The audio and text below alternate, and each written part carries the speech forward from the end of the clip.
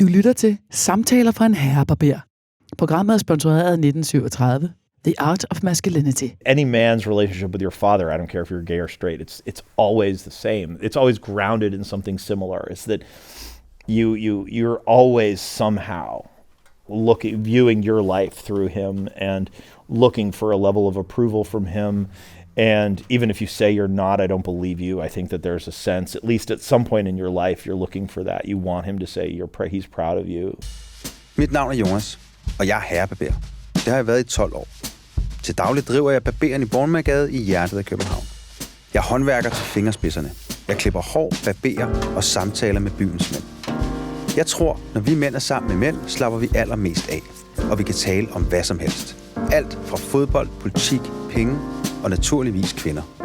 Og jeg kunne godt tænke mig at finde ud af, hvad der skaber de her særlige kammeratskaber mellem os mænd. Og i dag har jeg Rufus Gifford i stolen til en snak om hans forhold til sin far, og hvorfor hans hund hedder Svend. Velkommen til Samtale fra en herrebarber. Dagens gæst er Rufus Gifford. Rufus, welcome. Thanks so much for having me. Tak for tak for invitationen. Skal vi fortsætte på dansk? Selvfølgelig. Selvfølgelig. Er det hyggeligt? Ja, den er meget hyggelig. Danmark er hyggelig. Danmark er hyggelig. So it got so much worse. I used to be able to do it, kind of. Yeah. But it's gotten much worse. My Danish, min dansk er ikke så godt. Jeg synes, det lyder godt. Yeah. All right, okay, we'll do this in English then. Yeah. Rufus, for the listeners who doesn't know you, how do you look? Describe yourself. Oh, God. You're going to make me blush and turn into the... So how do I describe myself? So I think that my life has been... it's so hard to explain and articulate, especially over the course of the last few years. I think in my head, I always think about myself as kind of this chubby 12-year-old gay kid who was never comfortable in his own skin and didn't really think he'd become anything in this world, and it was really pretty hopeless for much of my life. So despite everything that's happened since then, and it has been amazing, certainly the 10 years with Obama has been amazing, and it obviously sort of my confidence built up over the course of that time, but it's really hard for me to look in the mirror and not see that kid. Okay. It's really hard for me to look in the mirror and not see the kind of chubby 12-year-old who was really pretty uncomfortable in his own skin. And so I think that as I've grown and matured and had obviously a certain degree of success, I see that. Of course I see that. But I never stopped seeing the other part of me. Okay, I didn't know that. No, yeah. I didn't know that. We don't talk about that in the chair. We talk about other stuff, which we can't talk about on this. It's terrible. So, I mean, so when you see yourself in the mirror, Yeah. you don't see a handsome man with a bit of gray hair and very. I mean, you've been working out since you left. On a good day, on a good day, I'll see that. Yeah, I look. I mean, Do you want a cigarette? No, thank you. You don't smoke? No, I don't. I'm good. Weed? I'm good. Yeah, sure. I have weed if you want.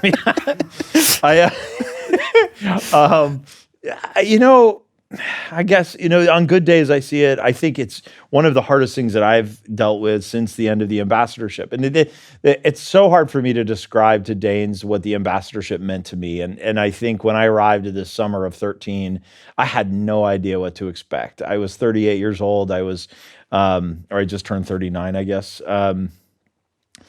So I was really young and had no diplomatic experience, but completely fired up about this new thing. And so I threw all of myself into this job, and it turned into this really incredible experience in a bunch of different ways.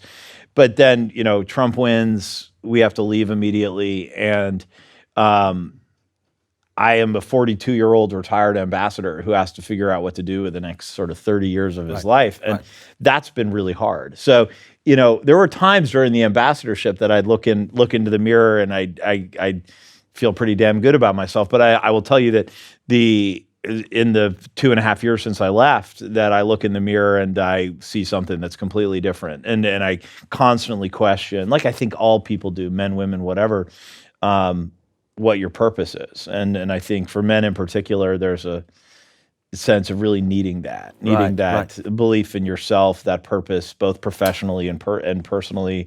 And it's certainly something that I need. And I haven't fully figured it out. I have to say that I'm pretty confident in myself right now. I feel good, but it's a process, and I think it's a process every single day, especially after having been on the really amazing kind of roller coaster that I was on for 10 years. We're going to talk about that obviously a bit later. I have a standard question here. Mm-hmm. What watch are you wearing? Oh, it's so funny. I don't wear any watch right now. How come? So, seriously? No, but that's no reason for that. So, there is a reason, and that's because I the last watch I had was an Apple Watch, and Stephen wouldn't let me wear it because you get your texts and your emails on it, so it dings all through dinner, and I can't stop looking at it. So he said that I wasn't allowed to wear a watch, so I took it off, and I just haven't worn one since. And do I have the fancy watches? Yeah. When I was ambassador, I actually used to wear a Rolex every day. So it is different. Which Rolex? I don't know. What do you mean, like the style? Yeah, no, but was it Daytona or was it? I don't know the answer to that. I also have this cool Detroit brand called Shinola that I don't know if you guys know. It's a Detroit thing. It's super cool. I have one of those. Okay. That I used to wear, but since in the last couple of years I haven't worn a watch. Okay, cool. Yeah. You're here again. Yeah. Are you having an apartment in Copenhagen or what? I mean, you're here all the time. I know. I know. So it's crazy.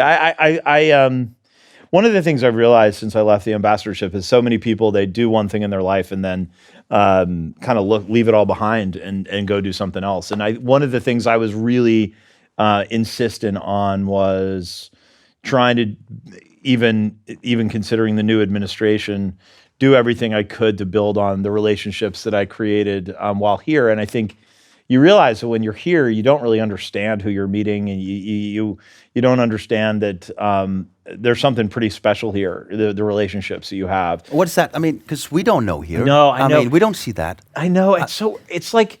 I mean, America for us is kind of like a big brother. Right. Well, so look... Not necessarily in a good way, though. Yeah. No, it's fair. It's totally fair. So I think that when I think about Denmark, and this is something I really learned, and I don't say this to like kiss your asses, I don't, because people think that sometimes, is that it's something I learned and started to appreciate over the course of my time here, is that the what you've given to the world is so much greater than what the size of your country is, and so, so the people I've met, whether it's CEOs of some of the largest, renewable energy companies in the world who are doing incredible work, to thought leaders and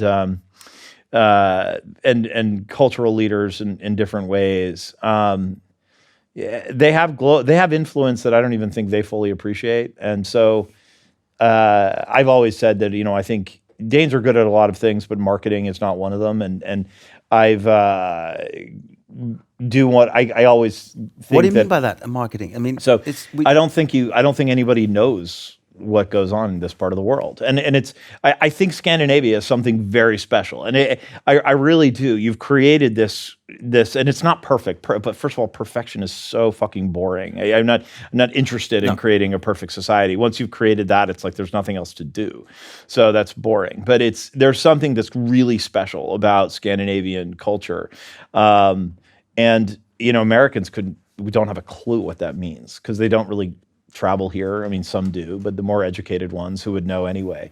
And so, and what does that mean? It means that in my mind, Denmark and also Norway and Sweden, it's all kind of interconnected to me, haven't done a good enough kind of job selling themselves, marketing. And some entities have, obviously the people know what Lego is, they know what Volvo is. It's not, I'm not saying that, but there's some like major multinational, companies that have done a pretty good job marketing themselves, of course, but they don't know what, people don't know what.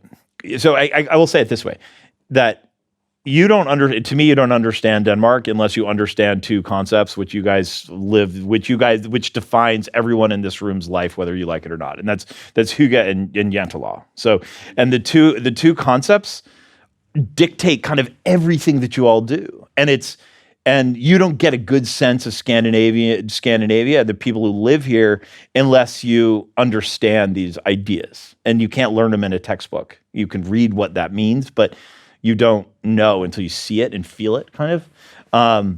And I personally, and I think it's beautiful. I do. And I mean, look, there's lots of people. I mean, everybody loves Hygge, and of course, everybody in New York is now puts the word on their shirts and stuff. But like that, but it's this kind of desire to create. In my mind, how do I define Hygge? You'd say it's coziness, whatever. I don't think that's really what it is. To me, it's like a desire to create a series of kind of beautiful moments over the course of your day, meaning like if you're going to have this, you're going to have good lighting, you're going to have good beer that you like, that feels grounded in something that matters, that's connected to your heart. We don't do that. You sit outside in cold weather wrapped in blankets when it's too cold to sit outside because it's a nicer experience. Americans would just go inside where it's a lot less special. And I like that. And I even like Jantelå. I know lots of Danes will be very critical of Jantelå. But the why do I like Jantelå? At its best, sort of, I don't like it in a business sense. Like I think you got to know how to market yourself, and that's shouldn't be frowned upon. So I don't like it in that sense. But it's connected to personal humility. And what's wrong with personal humility? Personal humility is a beautiful thing. So I mean, like, you would never elect Donald Trump president of the United States. I mean, he's a pompous asshole. He puts his name on everything, right? And that is so un-Danish. And I like that. It's this idea that you are that kind of flat society, that more egalitarian society is very democratic to me. It's a lot less authoritarian. And so I think Jantelå actually creates a level of democracy in society that's admirable. And I'm not saying it's not something to be critiqued, but I'm totally not answering the question you asked because I've gone off on a majorly different tangent. But it's fine by me. Fine. No, but it's connected to the question because you asked me about sort of what I learned when I was here and from the people I was here and what I bring with me. And so that's kind of what I bring with me from here. But Copenhagen is your second home now. Yeah. I mean, you feel home here. Mm-hmm. And if I ask you, honestly, do you feel more Danish than you feel American? No, I would always say I'm American, and proudly. I mean, I love my country for all its flaws, and we have a lot of them, but I think that's kind of what makes it more interesting in some ways.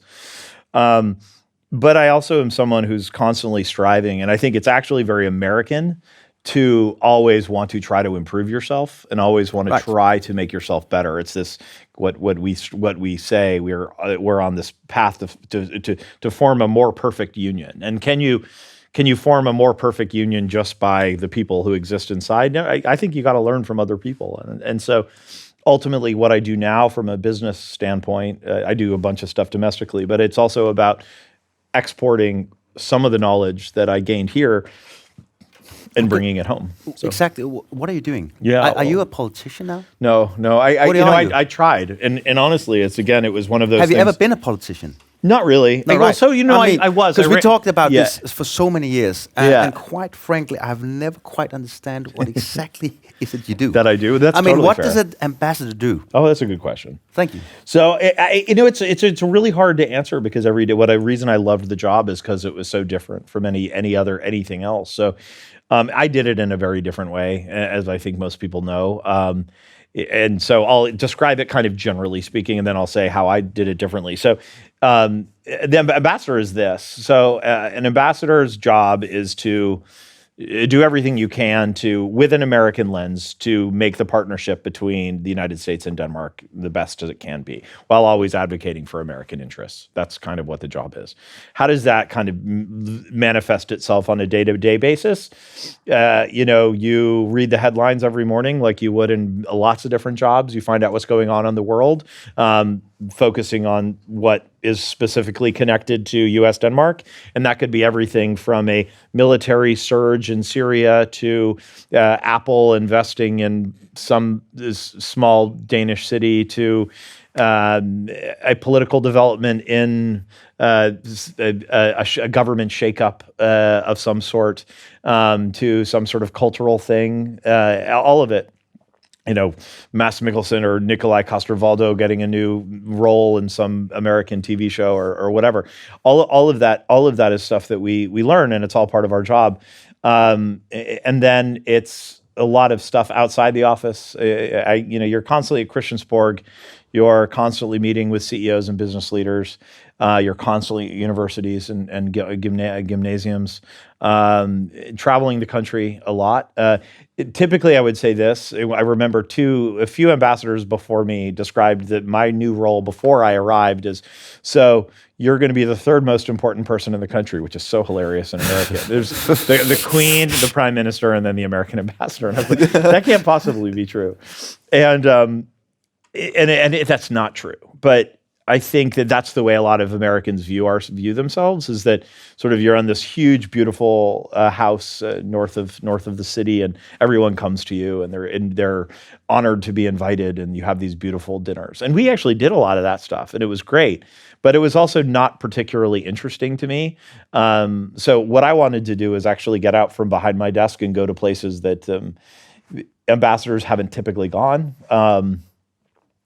And do things that ambassadors typically hadn't done. And truthfully, we got hit. People make fun of me for that stuff. Please. Was this something you figure out once you were here, or was like, okay, I have a plan. I'm going to Denmark and I'm going to do it differently? I hate the whole First of all, every plan I've ever had in my life has blown up in my face, and all of the good things I've ever done are things that have been sort of more spontaneous choices where I've followed my heart in some way. And so no, it wasn't really a plan. I mean, it's kind of who I am. So I knew that, again, it was my brand in the sense that I was a 39-year-old gay ambassador, and when I arrived, I was sort of embodied what Danes kind of hoped their Obama ambassador would be, somewhat younger, somewhat more open. And so I kind of leaned into that a little bit, I think, and became very personal and very open in a way that, again, was bizarre. But that was never a strategy. And people always say, was this your strategy? My strategy was just, it's truthfully. So where this came from was right before I left to come here in 2013, I was backstage at an event in Dallas with President Obama. And I sort of asked him, he had kind of really unexpectedly asked me to take this job. He was interested in diversifying the diplomatic corps, which I know, I'm a white guy, of course, but because I was younger and it was just a different kind of brand, it was a different style of ambassador. And he just said to me, I said, so what do I do? How do I do this job? And he said, go be you. Go talk about the country you love. Who told you that? Was that Obama? Obama, yeah. So Obama and you sat down like you and me right now and discussed? It wasn't quite like this, but yeah, we were standing, I think. But yeah, it was a bit, yeah. You still had lots of those conversations. Do you have with him. Obama's phone number on your mobile phone? You know what's funny is that, so in my phone, if I were to show you, because sometimes I do have a phone number that is Barack Obama's phone number, but I don't believe it's still his phone number. So I think it was from the first campaign, it was his personal cell phone number. I am sure he has a different phone number, but I still keep it in my phone because it's cool to show people. Right. Yeah. Yeah. But no, I know, yeah. But tell me this. How do you end up as ambassador? You fundraise shit lots of money. Yes. The for thing his campaign. Yep. So, but the thing is, I was staff though. So it's the American, and we're rightly criticized for this. And look, your current ambassador. So you just volunteered, hey, I want to be a part of this campaign. It wasn't even. So when I was a political consultant. And I had made a name for myself. I was living in Los Angeles at the time. And I was always politically interested, and I had my own business. And in January 2000, you did movies. Yeah, but I did that first. So I don't need you to. If I could tell you my whole life story, I don't. Yeah, you're not interested in that. Yeah, I did entertainment. I was from Boston. My dad was a banker. I wanted to I wanted to rebel as hard as I could away from what my dad did, and so I decided, he's a Boston banker. I'm going to move to Los Angeles and be an entertainment guy. I'm going to be an actor and a writer and a director because I thought I was creative, and I'm not creative. So I moved to LA and it was where I grew up. I moved there at 22. Grew up kind of emotionally as a man. West Hollywood? Yeah, she just wanted to say that because that's the gay place. The neighborhood. You just assumed that I was there. Neighborhood. I lived in Santa Monica for most of my time there, Okay. but I did actually live in West gay Hollywood at one. It's well. not that gay, just L.A. Yeah, but I moved there when I was 22, and I stayed there until I was 34, I guess. And I grew up there in a lot of ways, but I quit my job in the entertainment industry at 28, 29, and started working in politics and. Just full on how I do kind of everything I do in my life, which is I go all in, and started my own business and made a pretty good name for myself and met Obama in January 2007, right when he was first launching his campaign. And I just, he was an amazing guy. And I was one of the first people they hired on that campaign long before anyone thought he could ever win. A black guy with a, Muslim middle name. I mean, it was in the aftermath of 9/11. It was, the opposite of what anyone thought we could do. But he was that kind of transformational leader that I actually thought could get people to support him. And I at the same time, I had been offered a job by Hillary, who I was a fan of. I just didn't think she was the same. And so I turned down Hillary and started working for Obama. And good choice. Yeah, no, it worked out real well. It worked out really well. Yeah, it did.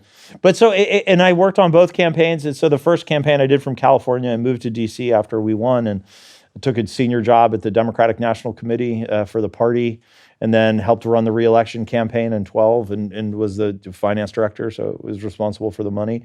And then I knew I wanted to continue to serve. I knew I wanted to work in the administration still, but I thought I'd be in D.C. and it was their idea to go overseas. I don't know if they wanted to get me the hell out of town or not, but I don't care because it was such a.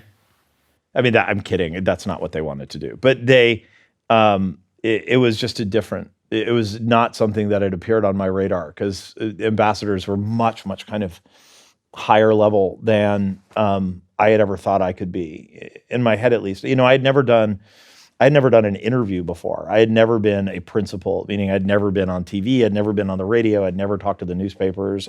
Just like a huge part of the ambassador job. I'd been behind the scenes my whole life, and back to the kind of like awkward, chubby, really insecure, had a stutter kind of kid. And so the ambassadorship was this kind of amazing next thing. So that's how they said I was sitting across the street from the White House with the deputy chief of staff, and she said, the president wants you to be an ambassador. What do you think about that? And I said, I'll call Stephen and check, but that sounds freaking amazing. So you seem quite emotionally attached to this story. It does mean is it too long? Yeah, I always tell long stories. But it's nice. I can see it in your eyes. You get a bit, it's a huge step you made. Yeah. I mean, it must have been a life-changing thing. Yeah, it's so hard. I think in the moment you don't appreciate. Have you a minute where you remember, okay, this is it. I'm that good. Oh, I'd never say that. No, but did you feel it?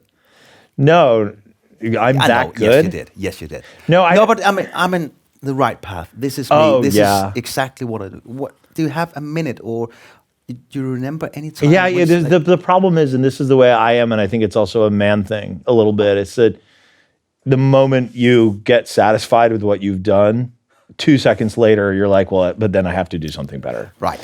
So it's like, that's the truth. It really is. So you have that moment to celebrate, but I got to say, it's like, and it's the truth. It's, even, those moments where I feel like I look fucking great, or, I'll look at my body in the mirror and I'll say, shit, I got like a ripped abs, but I never say that. It'll be like, oh, I could get bigger. Well, I could get stronger. I know, but that's bullshit. And he's old too. I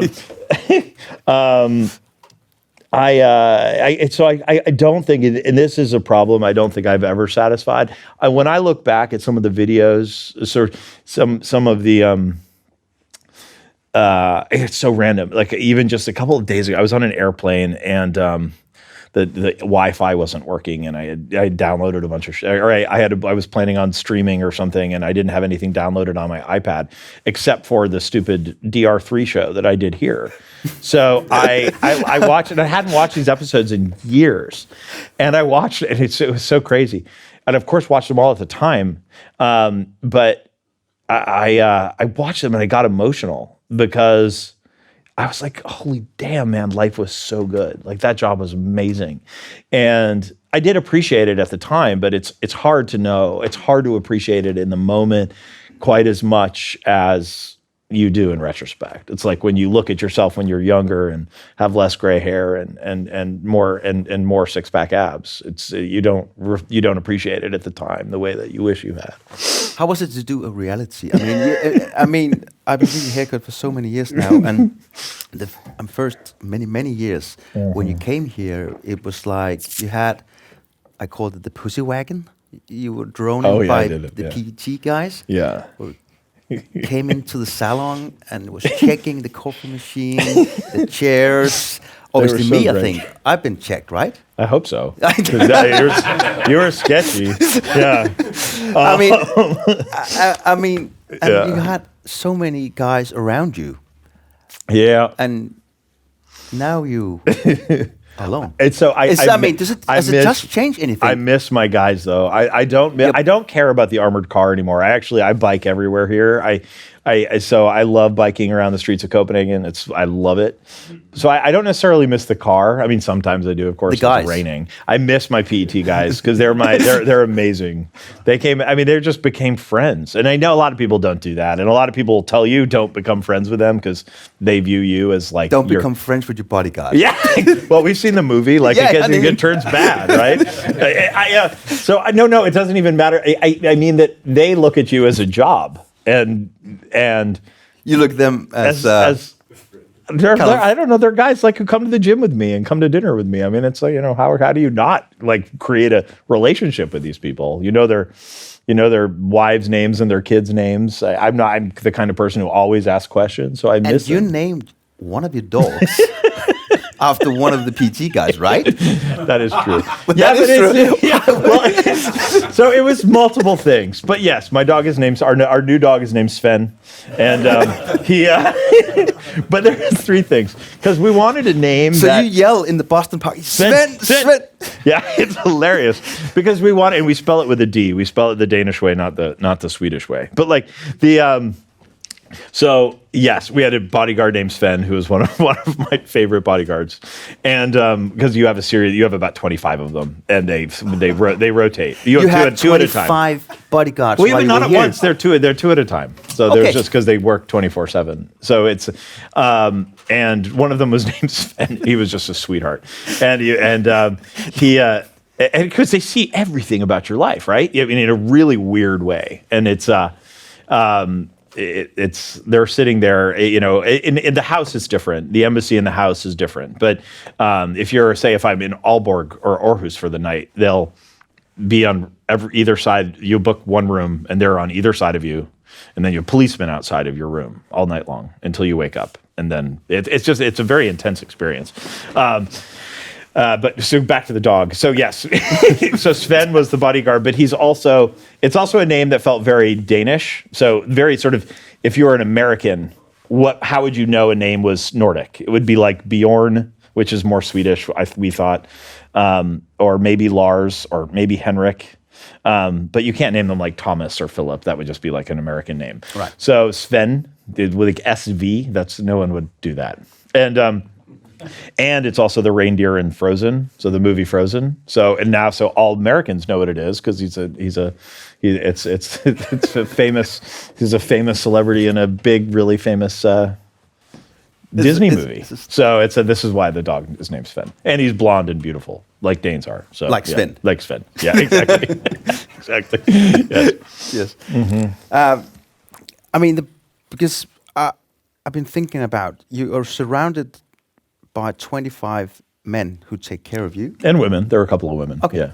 And a few months later, you're on your own. Yeah. Does that say anything about yourself? Or like, okay, now I'm just me.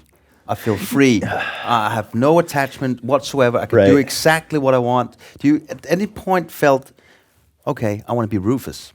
Not Rufus Gifford, the ambassador, but just Rufus.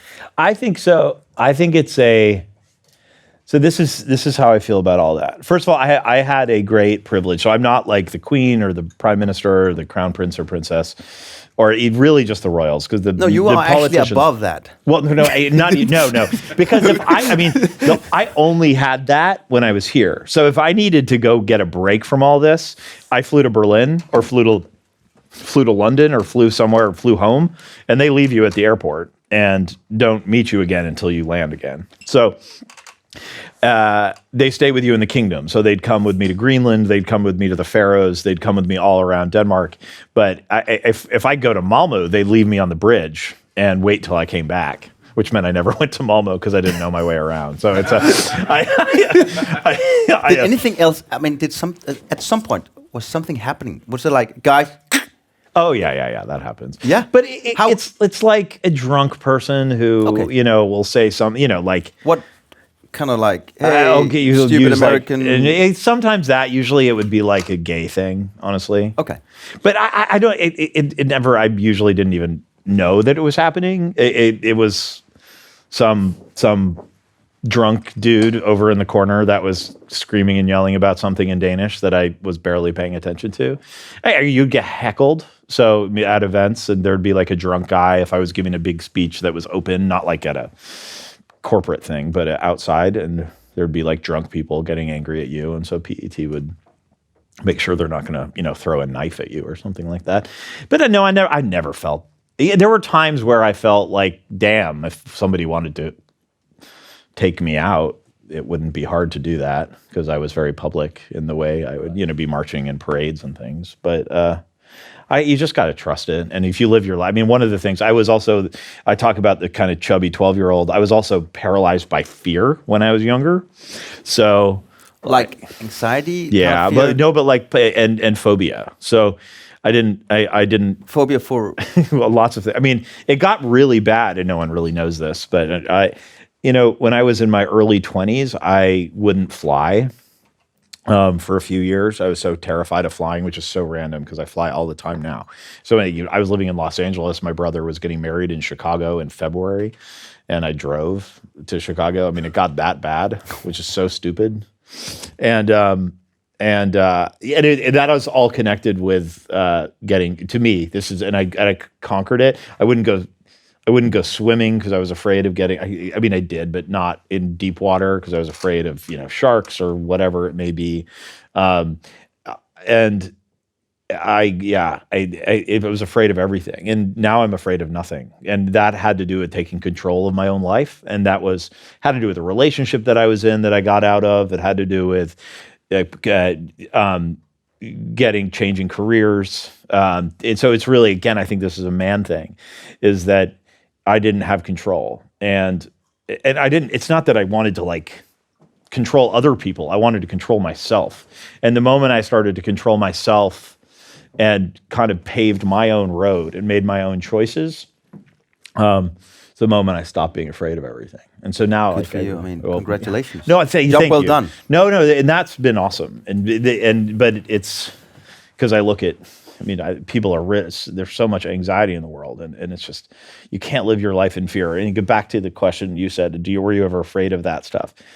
And no, you think about it sometimes, but you're in a position as ambassador to read all the kind of CIA threats in Denmark, and they're real, and there's real bad guys in countries like this that are interested in targeting you, and you see it. And you can either do one of two things. You can sit inside and be afraid of it all your whole life, or you actually go out and do the job and don't let them win, right? And so I'm not, and that's always what I tried to do, knowing that you have to trust the process. I mean, there are people who are paid to keep you safe, and knowing that you are a target, and if you were assassinated, it would be a thing. It would be a big deal. So, yeah. Glad you made it so far. So far. You could take me out now. I know would really care. Yeah. Well, just wait a minute. Yeah. That sounds good toward the end of the interview. I mean, you talked about your dad. How was your relationship to that? I mean, I know now it's very close. Yeah. You guys are super close. When he was younger and you get into Dad stepping into his office and say, "Hey, Dad, I'm gay." Yeah. What the guy from Boston who? Yeah. My father's my relationship with my dad is awesome, and I mean I consider he turns 77 next week. It's November 8th. But it's been really complicated. I'm the second son, so I have an older brother. My dad was very successful. He was the CEO of a bank locally or regionally in Boston, where I grew up. And my brother, one of the things that I had that was, my brother was older than I am, and he has his name. So my dad's name is Charles Gifford Gifford, and my brother is Charles Gifford Gifford Jr. And Gifford Jr.? Yeah, he's like the junior. I don't know if you do that here, but it doesn't matter. You have like your father's name. I think it's Jan DeLone. Yeah, probably. And but it's to say it's like you pass down your name to your oldest son. Not everybody does it, but my parents did it. And so I did not have that because I was the next son. And so I felt totally liberated by that somehow, that I didn't have to live up to who he was, because he was in his world. Which is, I mean, it's significant. It's not the biggest in the world, but it's significant. And I didn't want that. It's the last kind of pressure that I wanted. So I left. I went to boarding school. None of my brothers or sisters did. I was a creative type, or I thought I was, as I failed miserably in that space. But all of this was about rebellion, and all of it was connected to my sexuality. So when I finally came out, my dad... How old were you there? 18. 18. Yeah. So, I mean, it's sort of a long story, which I won't bore you with, but I was living in Los Angeles. I was a freshman at Brown University, and I was doing this internship in Los Angeles. And my mom came out and read my journal that I'd wrote and I was gay, and she read it, and she confronted me about it. And it's one of those moments. I don't know if there are any gay people in here, but we all have that same experience where this iron you put up around you for the entirety of your life when you're in the closet, and people find out that you've been lying, you've been hiding yourself, and then you feel just so fucking naked in this way that is. You just break down, and it's so, you feel like you're so alone, you feel so vulnerable, and you don't know what the hell to do. And that's what that was like. It was great. I mean, I don't mean to minimize it, because it's brutal. It's the hardest thing I will ever do in my entire life, and I've done hard things. It's the hardest thing I will ever do. And then my dad, but it's any man's relationship with your father, I don't care if you're gay or straight, it's always the same. It's always grounded in something similar. It's that you're always somehow viewing your life through him and looking for a level of approval from him. And even if you say you're not, I don't believe you. I think that there's a sense, at least at some point in your life, you're looking for that. You want him to say he's proud of you.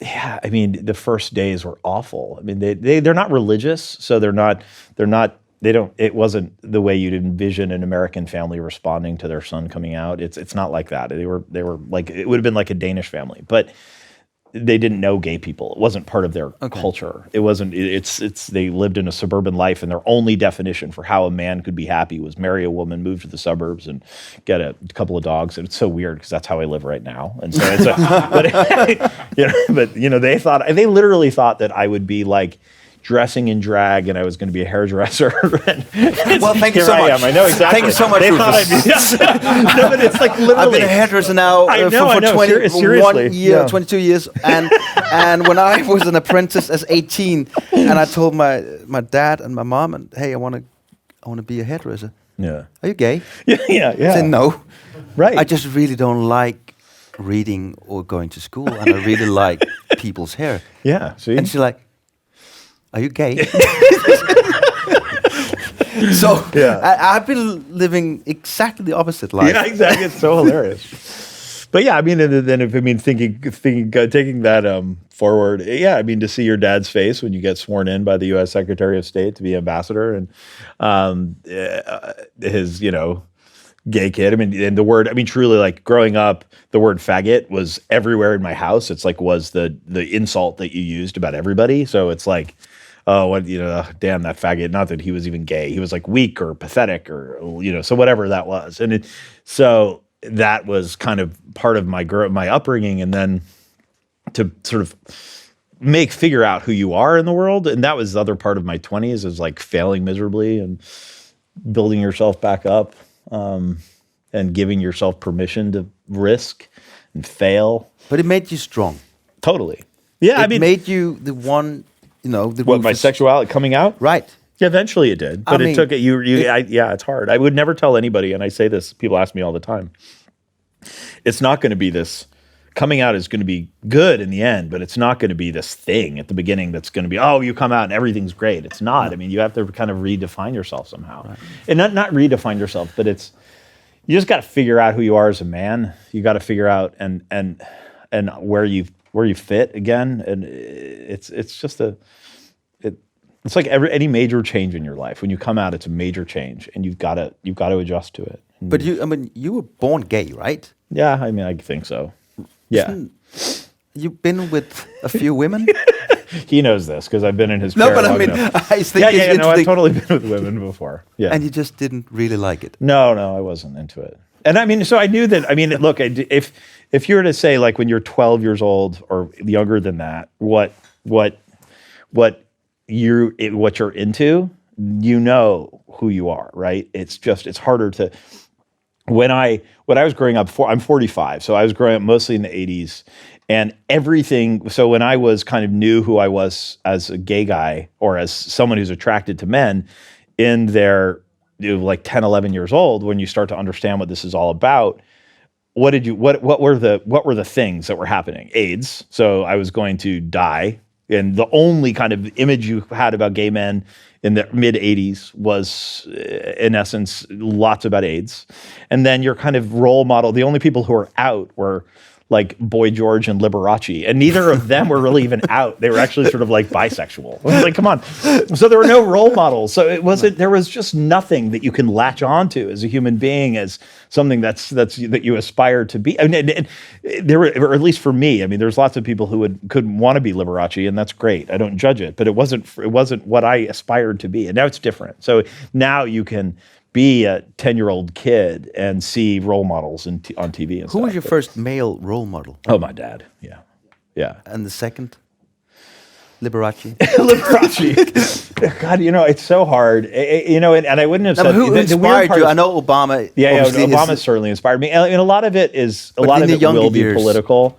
The truth is that I think role models have to do with somehow, to me at least, for me to be inspired, I have to believe that there's something in them that I strive to be somehow. And both of my parents embody that, but it took a long time to figure that out. And then some of the political people, I mean, certainly Obama, both Michelle and Barack, actually. But I really have to say that, and this is kind of depressing, I never had, a lot of people will say, did you have mentors and things like that? And not really.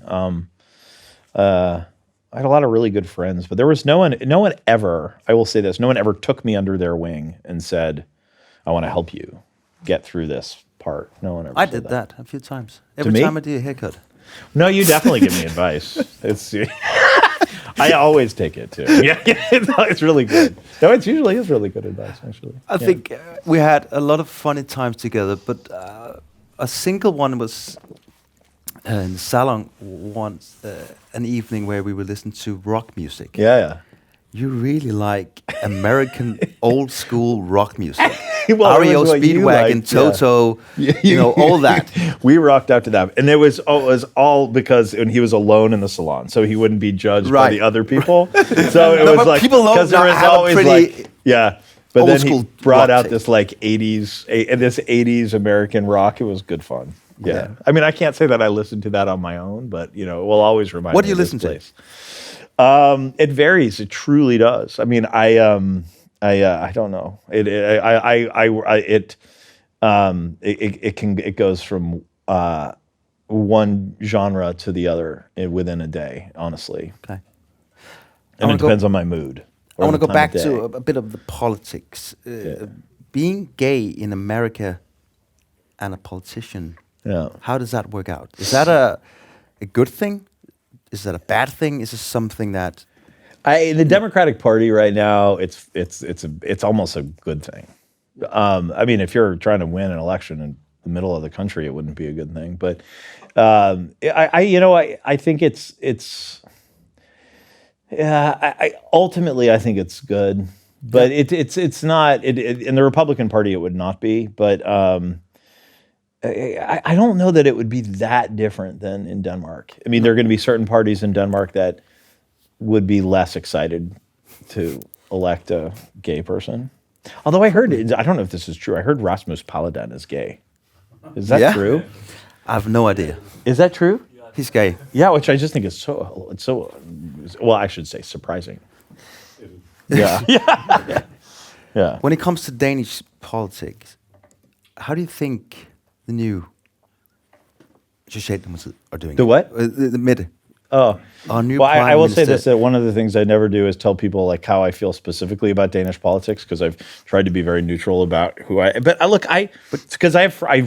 truthfully, my next project, I told Jonas this yesterday. My next project I'm doing is I'm writing a book with Søren Pind.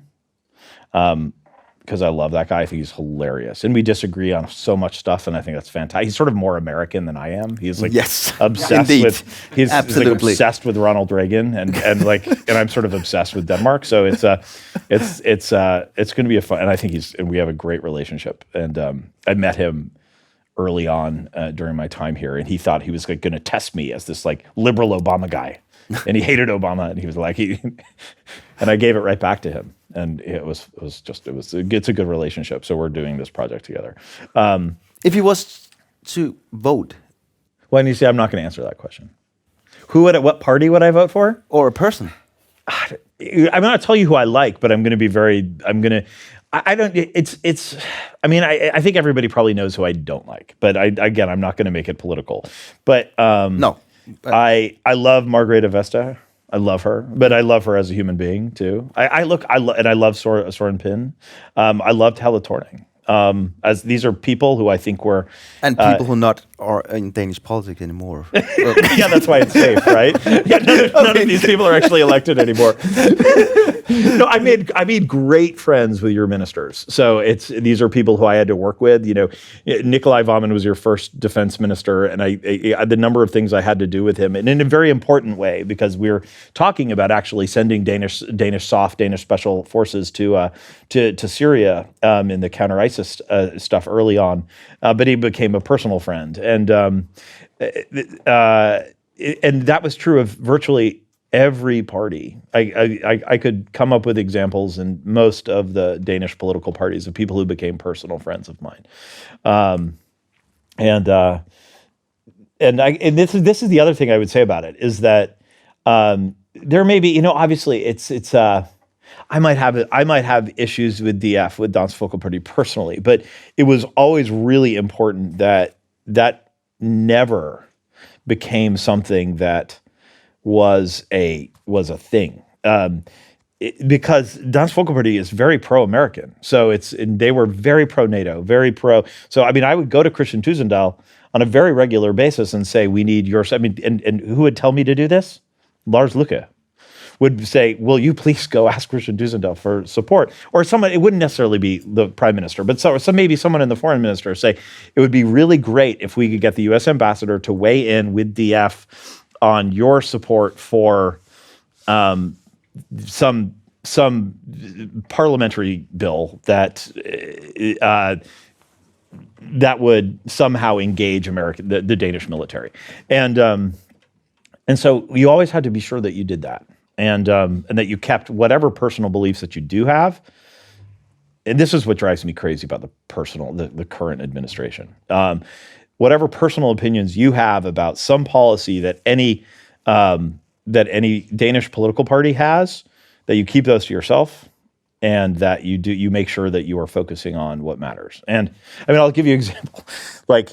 So all of the political parties always would come to receptions at our house. And this is before New Bolig and the Rasmus Paludan party and all that. But the only one that wouldn't was Enhedslisten. for a whole bunch of, they were considered, they were afraid of being labeled, capitalist pigs and all this. So I became sort of obsessed with this idea. Like, if I can find something to work on with every single political party. So I found out, I said, okay, so I'm going to try to engage the head of the party because, so who were the heads of the party at the time? And I had relationships with all of them. Lars Løkke, Helle Thorning, Søren Pape, Morten Østergaard, Christian Tusindal, all of them I had good relationships with. And so I became obsessed with developing a relationship with Pernille Skipper, who, but it ended up being so easy because I learned that this is hilarious, and I bet no one in this room knows this. She's a huge NFL football fan. And she's a huge Pittsburgh Steelers fan, which is so random in every way. And it's because her boyfriend, now I think husband, worked at DR, Oliver, what's his name? And he's the anchor. Oliver, you'd know him. He's famous. Doesn't matter. He lived in D.C. and he was the correspondent for DR in D.C. for years. And so she would fly there and spend lots of time and fell in love with American football. So that was my in to get to be friends with Pernille Skipper. And guess who was at my farewell party? That you had, Anders Fogh and Helle Thorning and Lars Løkke and Christian Jensen and all of them. And me. And you. And Pernille Skipper wearing a Bernie Sanders t-shirt. Yes. Yeah. And so I saw that as a victory. I was actually standing outside your house with Pernille Skipper alone, having a cigarette. Were you really? Yeah. And I would say PT guys, they pretty look like, okay. What's going on over here? That guy with a ponytail and a bit of tattoos and Pernille Skipper wearing that t-shirt. That's kind of weird. Sketchy, exactly. This is after Trump had won and all that too. So it was no, but my point is that you got to, that's diplomacy, is that you got to figure out how to, you have to, it's the whole behind all of it is you got to figure out the human connection you have with everybody. And you could disagree. And I disagree with Ines Listen on lots and lots and lots of issues, but I'm actually like relatively centrist in my politics. And, but you got to figure out where you agree. And we agree on NFL football, and that's awesome. And then we can talk about the New England Patriots, who are the best, though. So we win all the time, so everybody hates us. But Tom Brady is your guy. Of course. Yeah. We've won 6 Super Bowls. And maybe one more this year. Yeah. So when you're here in Copenhagen, in Denmark, yes, sir. You work here, right? I do. I mean, you do some... was it last year, the Congress? You were... Yeah, I was running for Congress and lost. And you lost. Yeah. By how many votes? It was like 4,000, I think. Which is not that many. No. It was great. That's a defeat, the first defeat you had for many, many years. Yeah. No, it was massively... it was heartbreaking. I mean, I think it's heartbreaking because... you throw all of yourself into something, and you throw all of yourself into something, and it doesn't go the way you want it to. It's for everybody. And I'm not saying it's unique to me. It's you start a business and you throw all of yourself into it, and you lose money, and you and it doesn't go the way you want it to. But like that's life. I don't regret it. I mean, it was hard, and I regret certain things that. I regret certain components of it, meaning how we ran the race, but I don't think I would have. But I don't think ultimately I would have done anything that much differently. So I feel good. I mean, but it's one of those because I've lost. How did you react on that evening? I mean, how does Rufus? Does he just like Steven and you? Tears and we had Jesper Steinmetz was in the room that day with TV2. I mean, it's like not because we invited them, because it was a story here, I guess. So yeah, the Danish media was all there. But it's no, but it awful. felt like from here in Copenhagen, Denmark. It seems like we were watching a national football game. Yeah. You know, are we losing? Wow! And I think most Danish people would think like, this guy, he's going to be president. I know, and it's so funny, and it's so lovely. Did you consider running for president? Me? Yeah. No, I don't know. It's not. You told me. I said that? Yes. No, I don't think I said that. I don't think I mean, I think that it's not.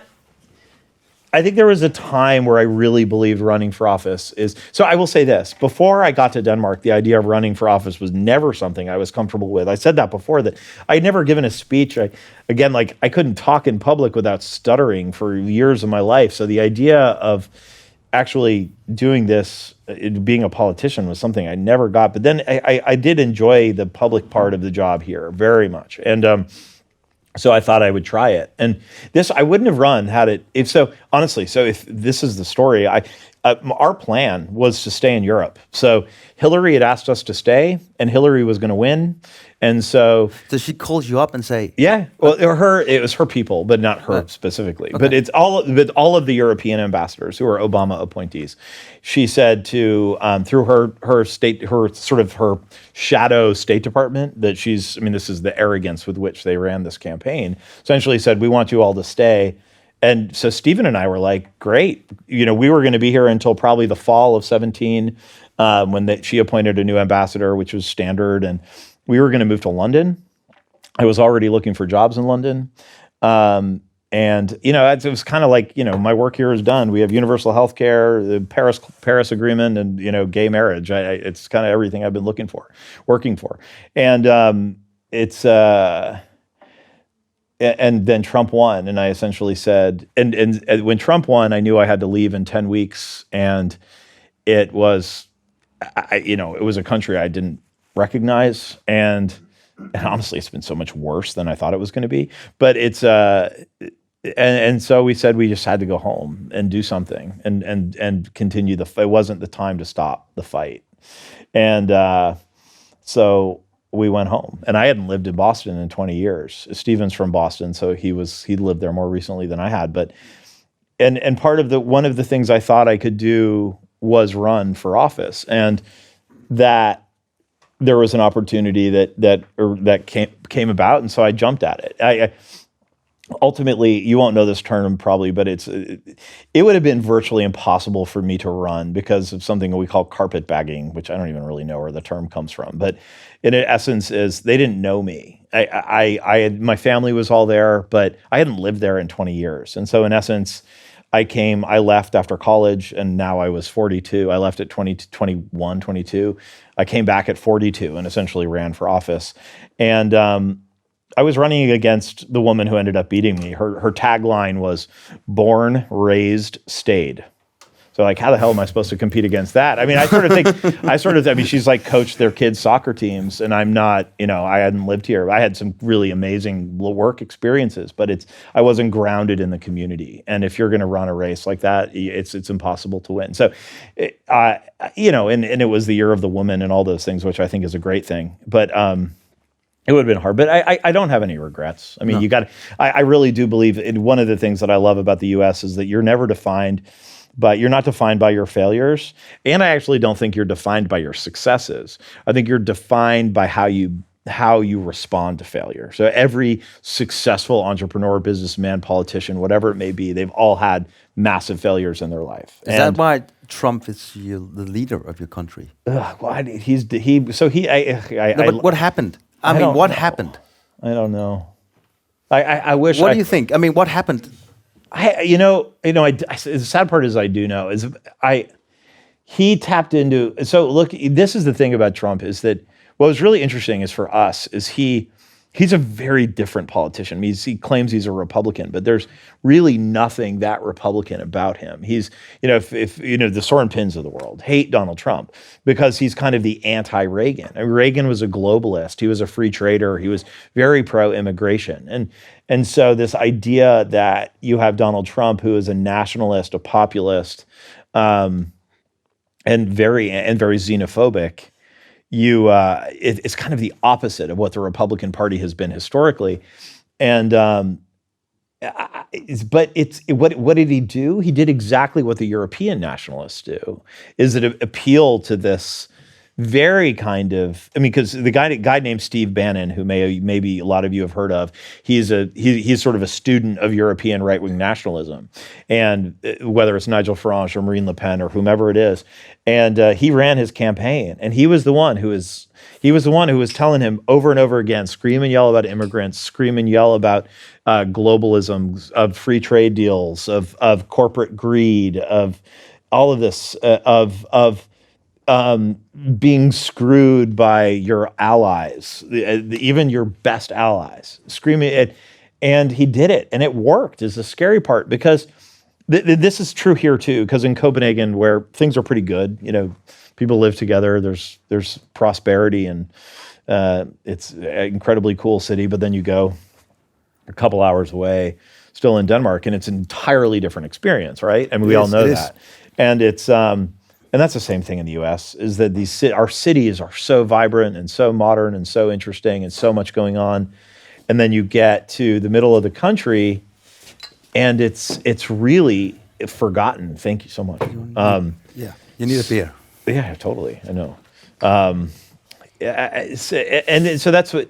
It's the old manufacturing belt, right? It's the places just like Jutland here, and so I loved trying to talk about it. Well, no, I don't mean it, but I mean it's. But seriously, I mean this is why. Look at, and I remember the 2015 election here, and so we should have sort of seen it coming. Your most recent election was very different. It was much more kind of mainstream, where the traditional parties that won. But I was here in 15, and what happened in 15? Traditional Venstre and Social Democrat territories in Jutland all went DF.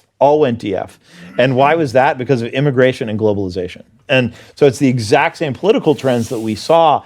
It's just that we had, I mean, it's also the massive difference is that, Pia Kærsgaard and Christian Tusindahl are very different from Donald Trump. I actually think they're very decent human beings, whether you agree with them, who actually believe that they believe, whether you agree with them or not politically, they believe what they're saying very much. I do not believe that Donald Trump believes what he's saying. He's just doing it for political advantage. But he is that kind of he delivered the same message. He said, we are going to be great again, and we are going to blame those people. Those people are the bad guys. Right. And which included city folk, people who lived in the city who've been taking all their jobs and getting rich and screwing everybody else over and moving jobs to Mexico. And how did the mentality in America change since he came? Is there something that it's generally really just changed over there? It is. So it's very anxious. I was talking to Stephen about this the other day, and so, I mean, therapists are the most popular people in the country right now because there's such this intense level of anxiety, and people are tense every day because it's this, you wake up every morning and it's as if you're not sure that we just want normal. I think most Americans just want normal again. We're kind of tired of talking about it. It's as someone who's a political junkie like I am who studies it, it's kind of fascinating, and I can't help but watch it. But I think for most people, they just want normal again. Let's make America normal again. Yeah, well, yeah, seriously. I think there are hats that say that now. Yeah, it's really hard though. So where I live, it's hard to find a Trump supporter. You just don't. But then obviously there's lots of parts of the country where it's the opposite. You can't find people that don't support him. So it's somehow we got to bridge that gap. And that's the other problem, is that what I see happening in the Democratic Party is the pendulum swinging really far to the left, which I hate. So you can't, if the pendulum swung that far to the right, which it has, you can't respond by swinging all the way over here. So to me, it's like, you got to go here. And that's what I hope happens. And that's practical governing, and that's actually, I think, what happens in Denmark most of the time, which I actually appreciate, which is more of a parliamentary system than our system anyway. But I was fired up by your European elections and your national elections, because there was this sense of, it's like being fired up about the status quo, right? Which no one's ever fired up about the status quo, but that's kind of what you did. So in the 2015 election, and again, this is not showing any support for any one political party, but the parties that gained the most in your 2015 election, it was Alternative, Liberal Alliance, DF, Ines Liston. And so what are all those parties have in common? They're both left and right, but they are new. They're kind of more extreme. They're a little bit more fiery in different ways on certain issues. And they all gained in 2015. And what happened in your election this year was that who gained? It was like Venstre and Social Democrats and Radikale and SF, all these parties that have been around since long before I was born, and who sort of governed Denmark forever. So there was this like celebration of the status quo, which I actually think we need a lot more of that, because right now the global politics is governed by Trump and Brexit, which is so unhealthy. And it's, I was with Obama in Aalborg a couple of weeks ago. And, that's a cool sentence. Oh yeah. That's a cool sentence. But no, that's just a cool just sentence. Just the Aalborg part? Yeah, you always want to be an Aalborg. Yeah. That's a cool sentence. I love it. No, it was amazing. It was, and he's, he says these things. How is he? Tell me. He's great. So I actually first of all, when you see him, I'm biased, but I see him and he's so grounded in decency. And I just, part of it is desiring, as someone who loves the United States and just wants that soul of my country back, that has nothing to do with politics, really. It doesn't. It just has to do with like kindness and decency and leadership and those basic senses. And he just embodies that for me. So I'll get like almost emotional when I see him. But it's this sense of, again, it's sort of this, he's and a lot of, people like him, the kind of Angela Merkels of the world will say, why are we messing with something that's worked? And I think in the sense that you can't make the argument that the West has the last 70. So you can only say that the West for the last 75 years it's been the most peaceful and prosperous time in the history of the West. There have essentially been no wars, and ultimately economic growth has increased. And it with ups and downs here and there, with recessions in a little bit, but since the end of World War II, that is true. We've been unified and strong.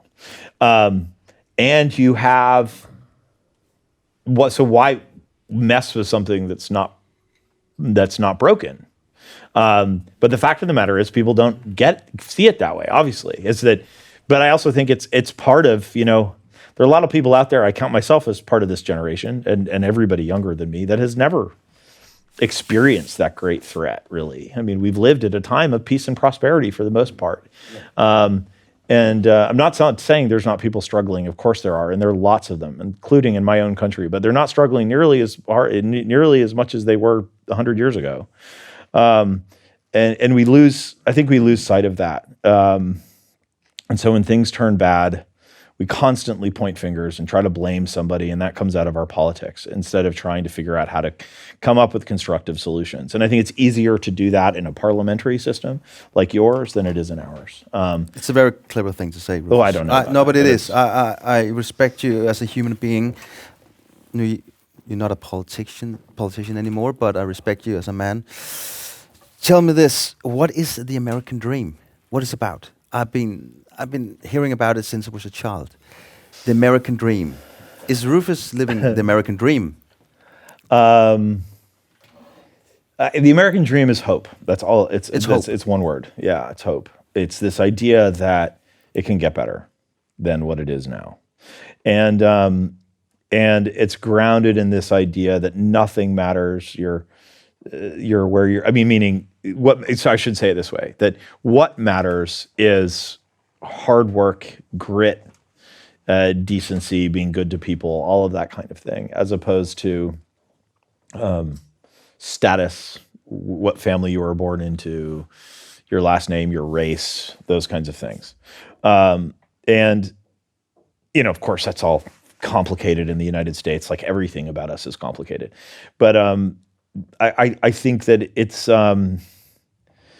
harder than it's ever been. I think achieving the American dream is harder than it's ever been, but it's still real. And the moment it's not real is the moment we cease to exist as a country. So, but you can't, so like, this is what I would say in Denmark. I would be in lots of rooms in Denmark in college students or gymnasiums where people would, kind of left-leaning Danish kids would say, the American dream is dead. Look at your poverty rates. And it's like, and all of that is true. I'm not arguing with with what you're saying, but you cannot tell me that the American dream is dead when Barack Obama is president of the United States.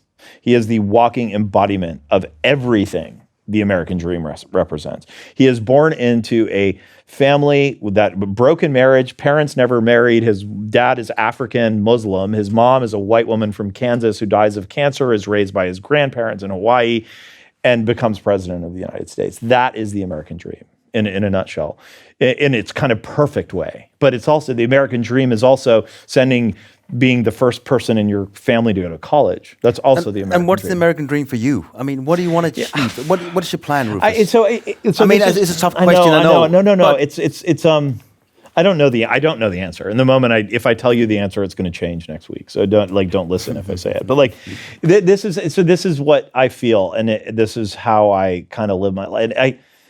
I'm now working in the private sector, so I have a bunch of projects, and one of the things I've learned about myself is that I don't care enough about profit. I am a capitalist. Don't get me wrong. I am. So I mean, very much so. I certainly see the power of corporations and the value that the private sector offers, but I don't. I love the idea of making money, but it is not what drives me. So I have to lead with trying to make the world a better place. And if that makes me money or anybody else money, that's great. So when I think about what I will be doing. So right now, for example, I am now a partner or an advisor to a renewable energy VC, venture capital firm, American. So now you're a consultant. In essence. Yeah. I call myself a senior advisor but it's the same sort of idea. And I have a bunch of different projects that I work on in different places, different things. But that's one of them. And I say, so this is very much a for-profit, very much, the pinnacle of capitalism is venture capital, private equity in the United States. But what are they doing? They only invest in renewable energy enterprises, or something connected to the renewable energy supply chain. And to me, it is about that. It is part of making the world a better place. And you got to do it. The government can't do that. It's actually the private sector to me that's got to do it. So I feel good about this work that I'm doing, but it has to be my work is driven by my heart, and that's just the way it is. And I hope I make money doing it in the process, but it's not going to be what drives me. No. Stephen drives. Yeah, to a certain extent. He would love it if I was more driven by making money, but I'm not. Are you spending too much time away from him, Stephen? No. You guys are so attached. I mean, I love the story of yours. I mean, I was invited to your lovely wedding, and I mean, what a romantic thing. It's funny. You got married in Copenhagen. I mean, that's special for you guys. I mean, that means something, right? Very much. Yeah, I mean, look, Stephen is I do think, though, and I've had lots of relationships over the course of my life, the early ones with women and then with men later. And then it's like, and the ones that have been, this is really the only one that's been successful, but mostly because all of the bad stuff gets in the way, jealousy, competitiveness. Like gay couples to me are such a nightmare because you have two men, and like men are so inherently competitive with each other, and it's a huge. I think it's a huge problem in gay relationships, especially if you're roughly the same age and do the same thing. And so I'm like, I do what I do. He's a veterinarian who's a little bit older than I am, and so there's not that level of competition. But honestly, us having our own lives is good. I mean, I remember. I come from a world where, you don't do anything separate from your spouse. Like my parents have been married for 55 years and they are attached to it. They never do anything separate from each other. And so Stephen's not like that at all. So Stephen would say like, we'd go on vacation together and he's like, oh, I'm going to go have dinner with my friends. I'm like, what? What about me? He's like, I don't know, find out something to do on your own. Yeah, he's very down to earth. Yeah. And I was like, that's so rude and mean. But now I love it. It's like, to have that level of independence. So he's in Helsinki right now, and he goes to Kenya tomorrow, like to do his own thing. And so I actually, and then you realize, like, what are you attracted to? You're attracted to people who have a strong sense of self.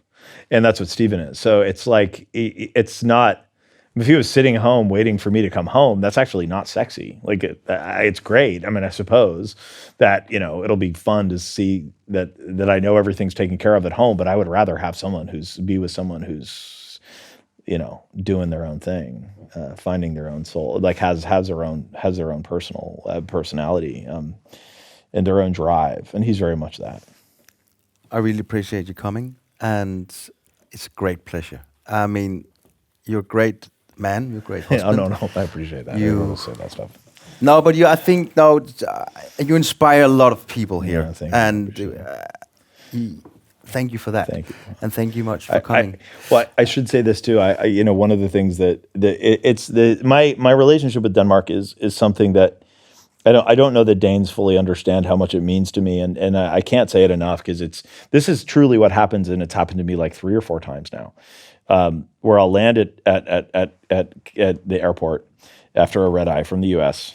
and I have to go through the passport line, and it's like 7 o'clock in the morning, and I'm exhausted and look terrible, and I hand them my American passport, and the immigration person will stamp my American passport and say, "Welcome home."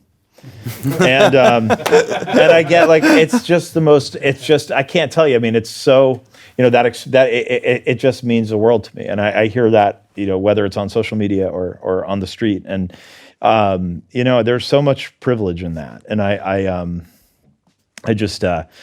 hope I will continue to do the relationship justice. I hope I will continue to, throughout the course of my life, do everything I can to continue to always be sort of an ambassador in an unofficial way. Jens, Rufus Gifford. Thank you, guys.